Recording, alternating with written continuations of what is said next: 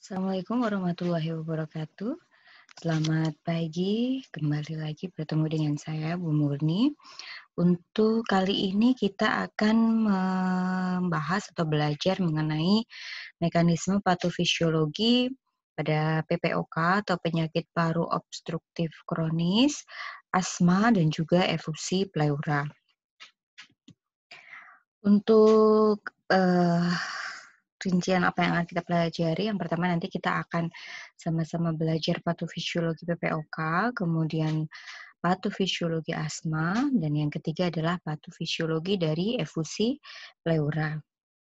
Nah, kita mulai dari yang pertama dulu yaitu patofisiologi untuk PPOK atau penyakit paru obstruktif kronis. Penyakit paru obstruktif kronis merupakan penyakit yang ditandai dengan adanya hambatan aliran udara di sekitar saluran nafas yang kondisi ini tidak sepenuhnya adalah reversibel. Nah, hambatan aliran udara ini sifatnya adalah progresif, artinya terus-menerus dan berhubungan dengan adanya respons inflamasi paru terhadap partikel atau gas yang beracun atau berbahaya. Nah, PPOK juga seringkali disebut chronic obstructive airway disease atau bisa juga disebut chronic obstructive pulmonary disease atau COPD ya. Nah, ini merupakan gangguan progresif yang lambat kronis ditandai adanya obstruksi saluran pernafasan yang menetap atau sedikit reversibel, tidak seperti obstruksi saluran nafas yang terjadi pada pasien dengan asma. Nah, untuk menilai gambaran klinis pada kondisi PPOK, biasanya kita akan memperhatikan beberapa hal. Yang pertama adalah onset atau permulaan terjadinya. Nah, untuk onset PPOK biasanya dimulai pada usia pertengahan ya. Kemudian perkembangan dari gejala klinis PPOK ini bersifat progresif namun lambat ya. Jadi dia terus-menerus tapi dia kecepatannya lambat. Kemudian adanya riwayat pajanan atau terpapar seperti terpajan atau terpapar rokok, kemudian polusi udara baik di dalam ruangan, luar ruangan maupun di tempat kerja. Kemudian biasanya ditemukan sesak nafas pada saat klien melakukan aktivitas. Kemudian adanya hambatan aliran udara yang umumnya atau biasanya irreversible atau tidak dapat kembali normal. Etiologi dan faktor risiko dari PPOK sendiri kita bagi menjadi 3, yaitu dari faktor pejamu atau host-nya itu sendiri, kemudian dari segi perilaku atau kebiasaan, dan dari faktor lingkungan yaitu polusi udara. Untuk faktor pejamu sendiri meliputi faktor genetik, kemudian hiperresponsif jalan napas, dan juga pertumbuhan paru. Untuk faktor genetik ini karena adanya kekurangan atau defisiensi alfa-1 antitrypsin, yaitu alfa-1 antitrypsin itu merupakan serin protease inhibitor, di mana sangat penting untuk perlindungan terhadap protease yang terbentuk secara alami oleh bakteri, leukosit, PMN, dan monosit. Kemudian hiperresponsif jalan nafas ini dapat terjadi akibat adanya pajanan atau paparan terhadap asap rokok dan atau polusi udara. Kemudian untuk pertumbuhan paru sendiri itu dihubungkan dengan masa kehamilan, kemudian berat janin dan juga pajanan selama masa anak-anak. Oke, kemudian kita beralih ke faktor risiko yang kedua, yaitu perilaku atau kebiasaan merokok. Nah, asap rokok ini merupakan faktor risiko terpenting terjadinya PPOK. Ya, nah usia mulai merokok, mohon maaf ini ada salah ketik, usia mulai merokok, kemudian jumlah bungkus per tahun dari rokok yang dikonsumsi, kemudian perokok aktif maupun perokok pasif dan juga merokok selama kehamilan ini sangat berisiko dapat mengalami PPOK. Nah, Hubungan antara perilaku merokok dengan PPOK ini menunjukkan hubungan dose respon. Artinya apa? Jumlah konsumsi batang rokok per hari dikalikan jumlah hari lamanya merokok atau dihitung dalam tahun ya. Jumlah hari merokok dihitung dalam. Misalnya bronkitis 10 bungkus tahun. Nah, misalnya ada tulisan seperti itu ya. Bronkitis 10 bungkus tahun. Ini maknanya seseorang merokok itu 1 hari per bungkus ya, 1 hari per bungkus. Kemudian dia menderita bronkitis kronis minimal setelah 10 tahun merokok. Jadi tadi bronkitis 10 bungkus tahun artinya seseorang merokok 1 hari per bungkus menderita bronkitis kronis minimal setelah 10 tahun merokok. Jadi ketika seseorang mengkonsumsi rokok perharinya 1 bungkus, 10 tahun kemudian akan beresiko mengalami bronkitis. Ketika dia menderita bronkitis, maka 10 tahun kemudian dia kemungkinan akan menjadi POK. Nah, asap rokok sendiri yang dihisap ke dalam paru oleh seorang perokok itu ada 2. Yang pertama adalah asap rokok utama atau kita sebut juga mainstream smoke.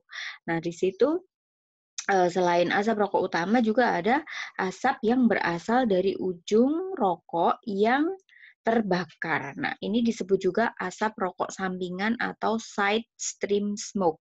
Nah, biasanya pada side stream smoke ini kandungan bahan kimianya jauh lebih tinggi daripada asap rokok yang utama. Ini dapat terjadi karena pembakaran yang belum optimal.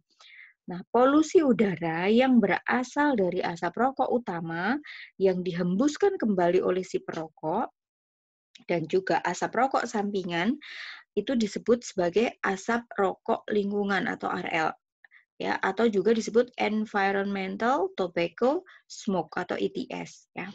Oke.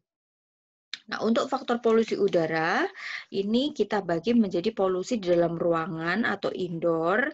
Contohnya misalnya asap rokok, kemudian asap kompor, bahkan mungkin kompor gas pun yang kalian kira tidak ada asapnya pun itu bisa mengeluarkan asap rokok, asap kompor ya. Kemudian ada briket batu bara misalnya di rumahnya yang ada apa tuh namanya? Penghangat ruangan itu ya, perapian kayak gitu. Kemudian asap kayu bakar apabila misalnya di dalam rumah tangga atau keluarga itu dalam memasak dia menggunakan kayu bakar, lalu bisa jadi berasal dari asap obat nyamuk bakar dan juga mungkin polusi-polusi yang lain.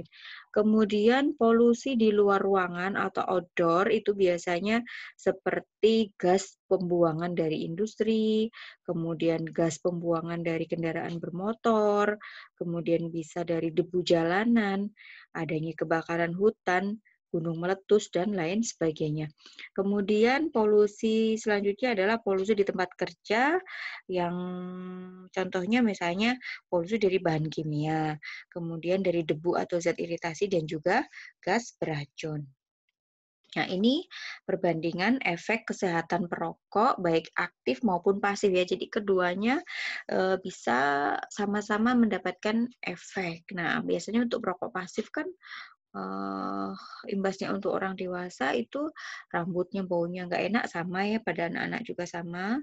Kemudian pada dewasa dapat berefek terhadap otak dan kejiwaan, bisa beresiko terhadap stroke, mata berair, bahkan mungkin hingga kebutaan, terjadi iritasi hidung, PPOK, asma, ada penyumbatan pembuluh arteri, serangan jantung, angina, BBR atau berat bayinya rendah, keguguran spontan kalau pada perempuan ya ini ya perokok pasifnya, lahir mati atau mungkin komplikasi saat melahirkan.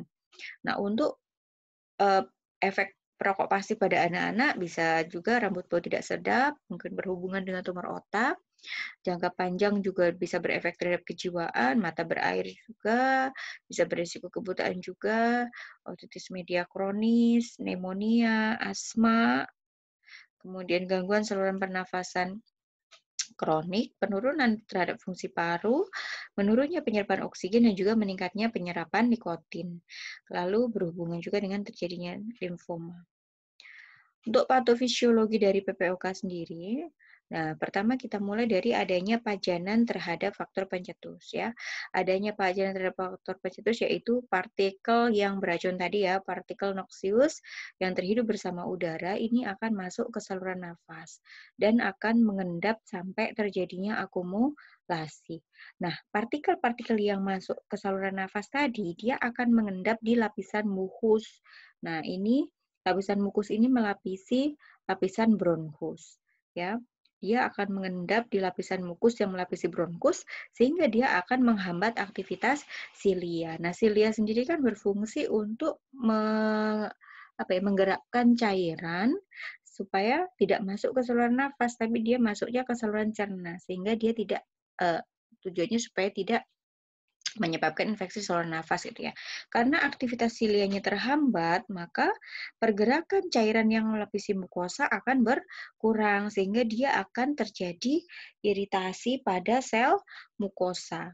Adanya iritasi tersebut akan merangsang kelenjar mukosa untuk melebar atau hiperplasia ya, melebar atau hipertrofi dari mukosa. Sehingga akan terjadi hiperplasia sel goblet. Nah, ini mohon maaf ya keketik 2 kali. Hiperplasia sel goblet, karena sel goblet sendiri fungsinya adalah untuk memproduksi sekret sehingga ketika terjadi hiperplasia sel goblet maka akan menyebabkan hipersekresi mukus atau produksi mukusnya menjadi berlebihan. Ya, produksi mukus yang berlebihan ini beresiko menyebabkan terjadinya infeksi. Nah, di situ dapat menyebabkan terjadinya batuk yang kronis produktif.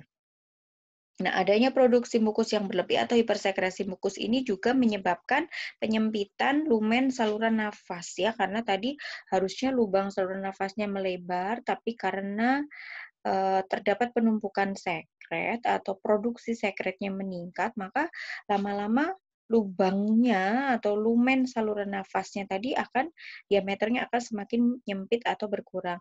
Nah, inilah yang disebut atau mungkin akan menyebabkan terjadinya obstruksi jalan nafas. Nah, obstruksi jalan nafas ini tentunya akan menyebabkan si penderitanya mengalami sesak nafas. Oke. Nah, pajanan terhadap faktor pencetus juga contohnya adalah adanya gas polutan. Nah, adanya gas polutan ini akan menyebabkan stres oksidan. Nah, stres oksidan sendiri akan mengakibatkan terjadinya peroksidasi dari lipid. Adanya peroksidasi lipid ini akan menyebabkan terjadinya kerusakan sel dan juga terjadinya proses inflamasi atau peradangan. Nah, proses inflamasi atau peradangan tadi akan menyebabkan terjadinya aktivasi sel makrofag alveolar. Aktivasi dari sel makrofag alveolar ini akan memicu terlepasnya faktor kemotaktik neutrofil seperti interleukin 8, leukotriene B4, TNF, MCV1 dan juga reaktif oksigen spesies. Terlepasnya faktor-faktor ini tadi akan merangsang neutrofil untuk melepaskan protease. Terlepasnya protease akan merusak jaringan ikat pada parenkim paru sehingga dia akan menyebabkan kerusakan dinding di alveoli. Adanya kerusakan dinding di alveoli ini juga akan menyebabkan adanya produksi mukus yang berlebihan sehingga ini juga akan berakibat terhadap penyempitan lumen saluran nafas, kemudian menyebabkan terjadinya obstruksi dan juga sesak nafas. Nah, kita lihat bahwasanya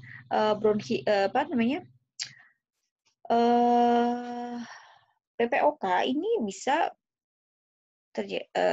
ada 2 jenis yaitu bronkitis dan juga emfisema. Nah, kita lihat dari perjalanan penyakit atau mekanisme patofisiologi dari bronkitis itu sendiri ya. Nah, ini bronkitis itu bisa terjadi karena adanya alergen ataupun invasi kuman ke jalan nafas. Nah, ketika terdapat atau terpapar alergen, maka akan mengaktifasi imunoglobulin E.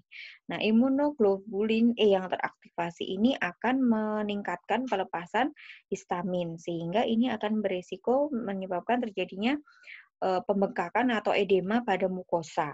Sehingga dia akan merangsang sel goblet tadi untuk memproduksi mukus dalam jumlah yang berlebihan ya karena pembengkakan di mukosa. Nah, adanya produksi mukus yang berlebihan akan menyebabkan peningkatan akumulasi sekret atau penumpukan sekret yang banyak. Nah, adanya akumulasi sekret ini akan menyebabkan batuk produktif, kemudian sesak nafas, dan juga penurunan kemampuan untuk batuk efektif, sehingga nanti penderitanya bisa berisiko mengalami ketidakefektifan bersihan jalan nafas. Nah, selain adanya alergen tadi, juga bisa terjadi invasi kuman ke jalan nafas. Nah, adanya invasi kuman ini akan menyebabkan terjadinya infeksi. Nah, infeksi ini dapat mengarah ke pengaktifasian IgE dan prosesnya akan berlanjut seperti yang tadi. Selain itu juga fenomena infeksi tadi akan menyebabkan iritasi mukosa pada bronkus. Nah, adanya iritasi mukosa pada bronkus akan menyebabkan terjadinya edema pada mukosa dan juga akan menyebarkan bakteri atau virus ke seluruh tubuh melalui bakteremia ataupun viremia, jadi melalui pembuluh darah. Oke ya.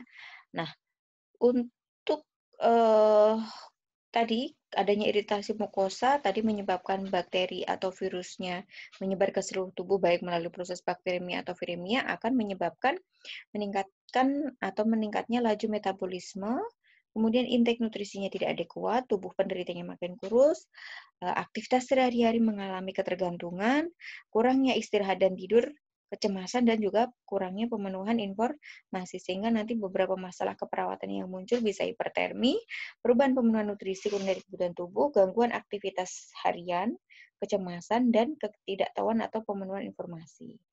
Nah, fenomena infeksi tadi juga dapat langsung menyebabkan penyebaran infeksi ke seluruh tubuh ya. Selain prosesnya ini menyebabkan iritasi terlebih dulu. Nah, tadi kan sudah saya sampaikan bahwasanya adanya iritasi mukosa bronkus juga beresiko menyebabkan bengkaknya mukosa. Nanti prosesnya berlanjut seperti proses yang sebelumnya. Oke. Untuk proses perjalanan dari si emfisema sendiri atau mekanisme terjadinya emfisema ini bisa karena adanya paparan asap tembakau dan juga polusi udara, bisa karena predisposisi genetik yaitu tadi defisiensi alfa-1 antitrypsin, atau karena idiopatik atau faktor-faktor yang tidak diketahui. Kita lihat satu persatu dulu ya alurnya ya. Karena adanya paparan asap tembakau atau polusi udara, ini akan menyebabkan gangguan dalam pembersihan paru. Adanya gangguan dalam pembersihan paru akan menyebabkan terjadinya peradangan pada bronkus dan bronkeolus. Adanya peradangan di bronkus dan bronkeolus ini dapat menyebabkan terjadinya obstruksi atau sumbatan di jalan nafas. Nah, adanya sumbatan ini akan menyebabkan hipoventilasi di alveolarnya, sehingga dia akan menyebabkan bronkiolitis kronis. Adanya predisposisi genetik, yaitu defisiensi antitrypsin ya alfa-1 antitrypsin, akan menyebabkan terjadinya kehilangan sekat dan jaringan penyokong, sehingga memicu terjadinya kolaps pada saluran nafas kecil ketika terjadi ekspirasi. Nah, inilah akan memicu terjadinya emfisema panlobular atau emfisema panasinar atau kita sebut PLE ya, kita singkat PLE. Nah, gabungan antara asap tembakau dan juga adanya predisposisi genetik tadi akan memicu terjadinya bisa terjadi CLE atau PLE, emfisema sentrilobular dan juga emfisema panlobular. Oke. Nah, gangguan pembersihan paru-paru ini akan menyebabkan terjadinya saluran nafas mengecil ya, saluran nafas kecil itu akan kolaps sewaktu ekspirasi, sehingga akan berisiko menyebabkan CLE bronkitis kronis dan juga CLE itu sendiri. Nah, obstruksi jalan nafas pada akibat paparan tembakau dan polusi tadi selain menyebabkan hipoventilasi alveolar juga dapat menyebabkan terjadinya pelemahan dinding bronkeolus dan alveolinya bisa pecah. Nah, dinding bronkeolus yang melemah dan alveoli pecah tadi akan menyebabkan saluran nafas kecilnya kolaps saat ekspirasi sehingga berisiko menyebabkan CLE pada CLE bronkitis kronis dan juga CLE itu sendiri. Oke, untuk faktor yang tidak diketahui ini dapat terjadi seumur hidup, maka dia akan menimbulkan PLE asimptomatik pada orang tua. Nah, manifestasi klinis dari PPOK yang pertama adanya batuk kronis ya. Nah, batuk kronis itu yang seperti apa? Yaitu batuk yang hilang timbul selama 3 bulan dalam 2 tahun terakhir yang tidak hilang dengan pengobatan yang sudah diberikan. Kemudian, manifestasi yang kedua adalah berdahak kronis. Berdahak kronis ini terjadi karena adanya peningkatan produksi sputum. Biasanya pasien akan mengeluhkan atau menyatakan dia mengalami produksi dahak terus-menerus, tapi tidak ada batuk. Nah, sesak nafas ini terutama terjadi pada saat beraktivitas. Nah, terkadang pasiennya itu sudah adaptasi terhadap sesak nafas sehingga sesak nafas terkadang tidak dikeluhkan. Untuk mendiagnosis PPEK, kita bisa melakukan melalui 3 langkah. Yang pertama adalah melalui anamnesis. Nah, pada saat anamnesis kita bisa anamnesis itu wawancara ya atau tanya jawab. Kita bisa menanyakan faktor risiko, yaitu usia pertengahan biasanya, apakah terdapat riwayat paparan, baik itu asap rokok, polusi udara, maupun polusi di tempat kerja. Nah, untuk gejala, kita bisa kaji atau anamnesis apakah terdapat batuk kronis, apakah terdapat berdahak kronis, dan juga sesak nafas terutama saat melakukan aktivitas. Kemudian kita bisa melakukan pemeriksaan fisik dengan inspeksi, palpasi, perkusi, dan auskultasi atau IPPA. Kemudian pemeriksaan penunjang yang bisa kita lakukan dengan radiologi, yaitu fototoraks, melakukan pemeriksaan lab darah rutin, melakukan analisis gas darah, yaitu lab ininya ya. Kemudian juga bisa melalui pemeriksaan mikrobiologi sputum. Nah, dinyatakan PPOK secara klinis apabila sekurang-kurangnya pada proses anamnesis ditemukan adanya riwayat pajanan, faktor risiko, disertai adanya batuk kronis, berdahak kronis, dan sesak nafas, terutama saat beraktivitas pada seseorang yang berusia di usia pertengahan atau yang lebih tua. Nah, ini untuk mengkaji sesak nafas, kita menggunakan skala sesak nafas, yaitu Modified Medical Research Council atau MMRC Dyspnea Scale. Nah, di sini ada skala 0 hingga 4. Nah, ini kita bisa definisikan per angka tadi ya. Skala 0 apabila keluhan sesak nafas timbul jika melakukan aktivitas yang berat. Skala 1 apabila sesak timbul saat berjalan cepat pada lantai datar atau mungkin naik tangga 1 tingkat.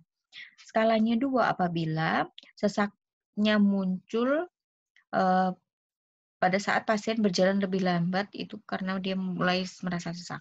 Skalanya 3, sesak timbul bila berjalan 100 meter atau setelah beberapa menit.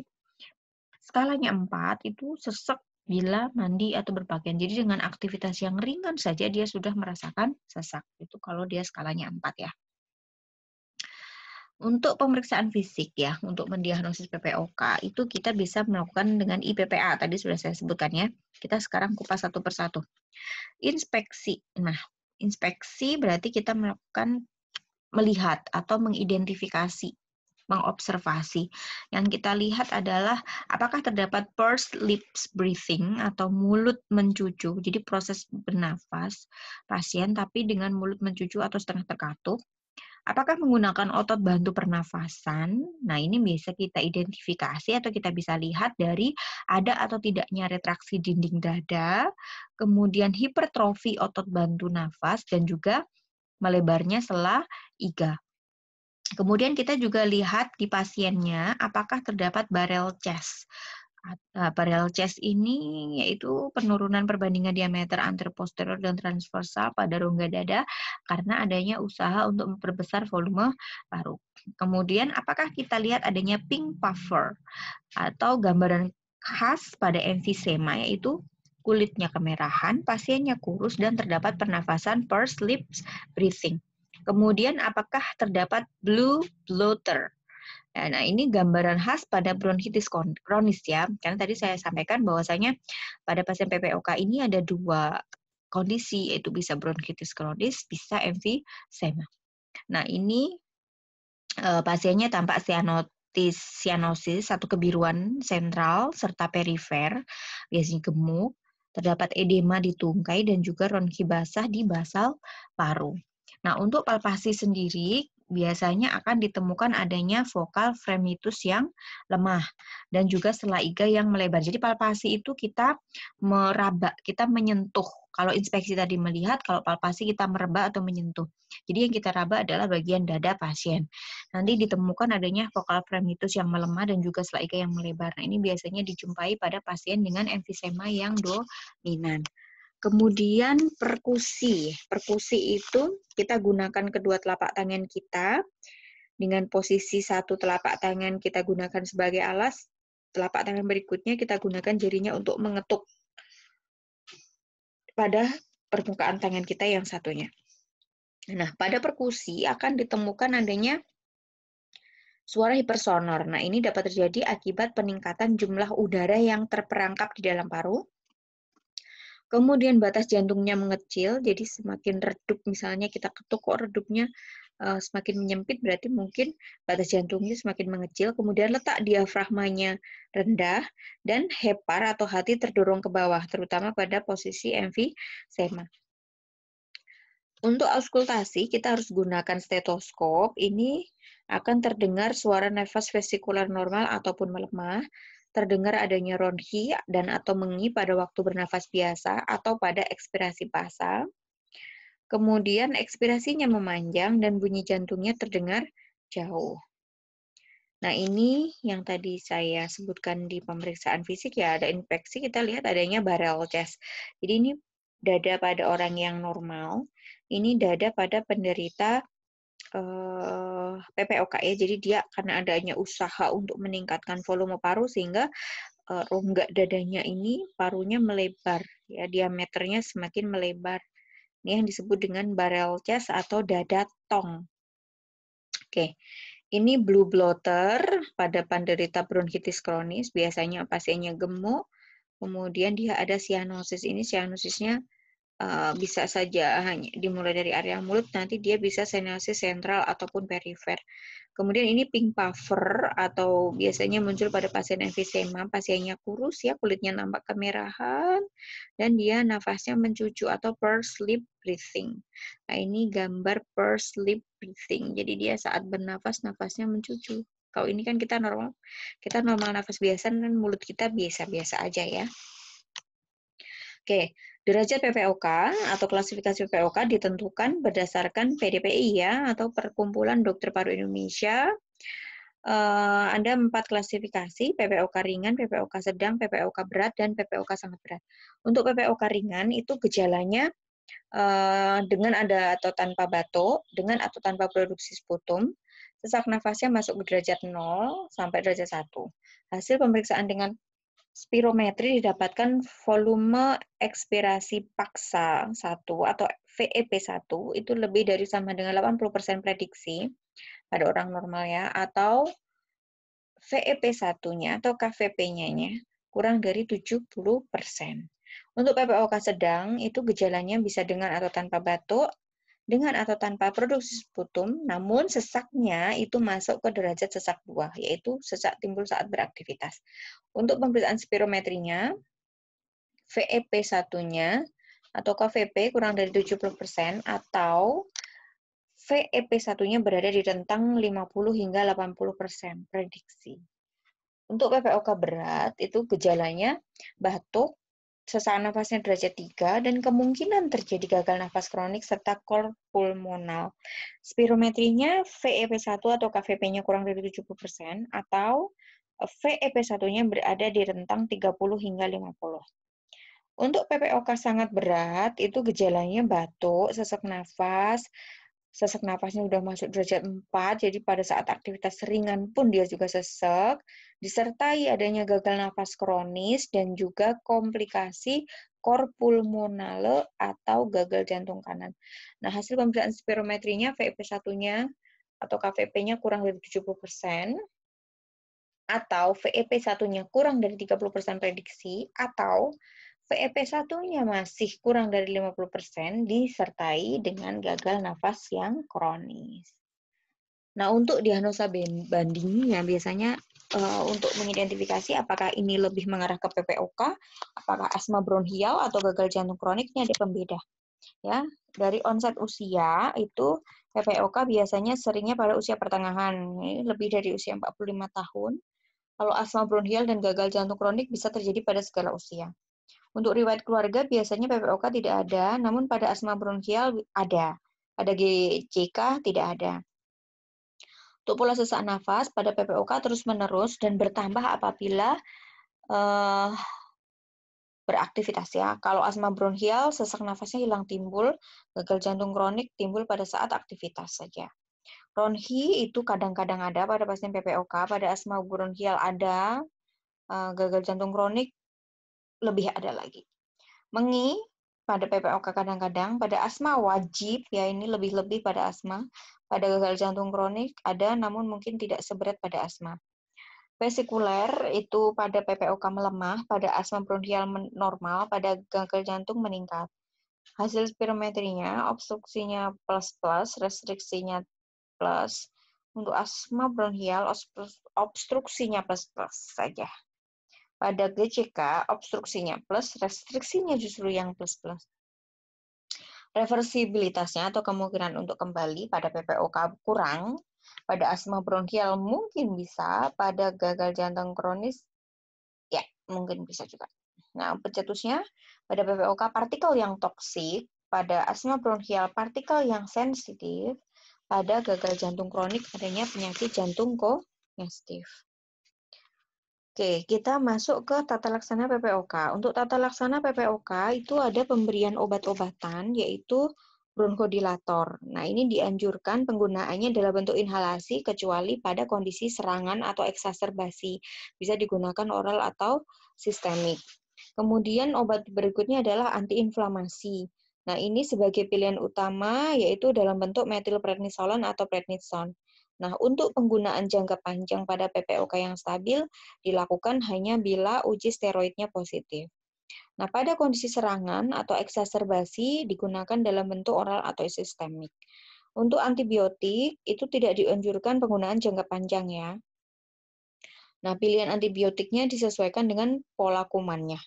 Mukolitik juga tidak dianjurkan untuk diberikan secara rutin, jadi mukolitik diberikan hanya untuk simptomatik saja, yaitu bila ada dahak yang lengket dan kental. Simptomatik itu ketika muncul gejala saja. Antitusif juga tidak dianjurkan untuk diberikan secara terus-menerus, jadi dia hanya boleh diberikan apabila ada batuk yang sangat mengganggu. Tata laksana PPOK berikutnya adalah pengobatan penunjang, yaitu dengan pemberian terapi oksigen. Nah, untuk pemberian terapi oksigen ini baik untuk jangka panjang ataupun pada eksaserbasi atau serangan, tetap harus berdasarkan analisa gas darah, ya, supaya tidak terjadi keracunan oksigen kalau kita memberikannya tidak tepat.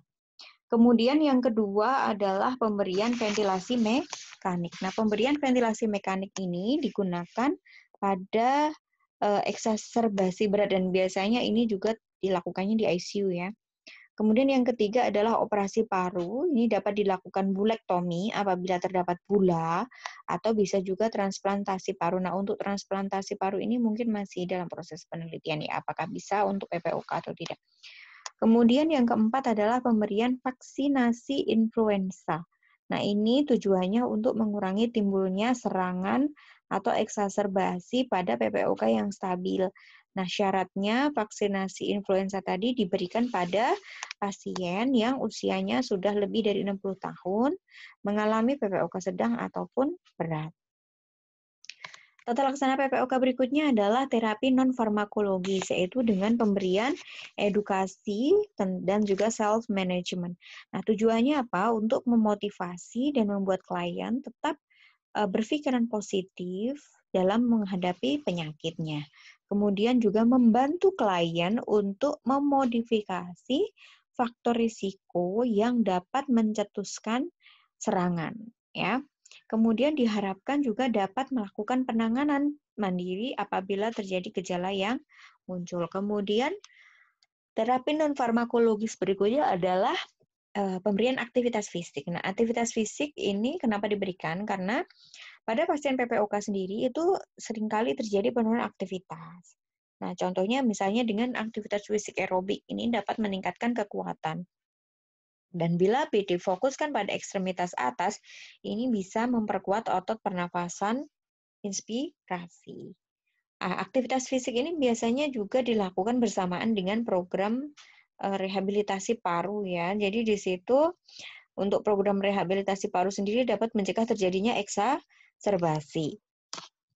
Nah, untuk program rehabilitasi paru itu meliputi pelatihan aktivitas fisik tadi, dibarengi dengan konseling nutrisi, kemudian kampanye untuk berhenti merokok, dan juga diberikan edukasi. Jadi ini sebenarnya ketiganya saling berkaitan. Oke, untuk komplikasi dari PPOK, ada beberapa ya, ini tidak saya sebutkan semua, nanti silahkan teman-teman mencari sendiri. Yang pertama adalah adanya gagal nafas, yaitu gagal nafas sendiri bisa terjadi baik secara akut maupun kronis. Nah, ini terjadi adanya hiperinflasi paru akan menjadi faktor utama terjadinya gagal nafas yang hiperkapnik, juga selain adanya gangguan ventilasi ataupun perfusi. Jadi adanya hiperinflasi paru dan juga mungkin adanya gangguan ventilasi atau perfusi bisa menjadi penyebab utama terjadinya gagal nafas. Kemudian komplikasi berikutnya adalah pneumotoraks.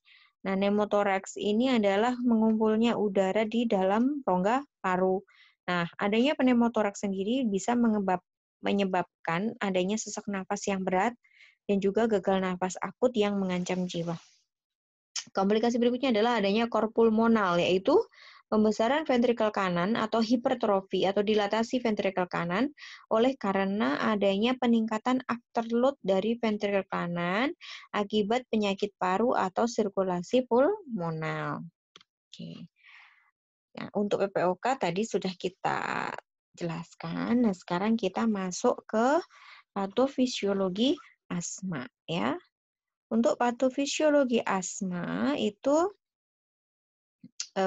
nanti kita akan bahas di materi berikutnya ya.